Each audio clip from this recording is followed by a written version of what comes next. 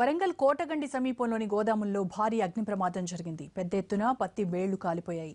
7 గోదాముల్లో short circuit కారణంగా ఓ గోదాంలో మంటలు చెలరేగాయి. దీంతో సగానికి పైగా పత్తి బేళ్లు కాలి బూడిదైపోయాయి. 15 నుంచి 18 కోట్ల ఆస్తి నష్టం జరుగుతుందని అంచనా వేస్తున్నారు అధికారులు.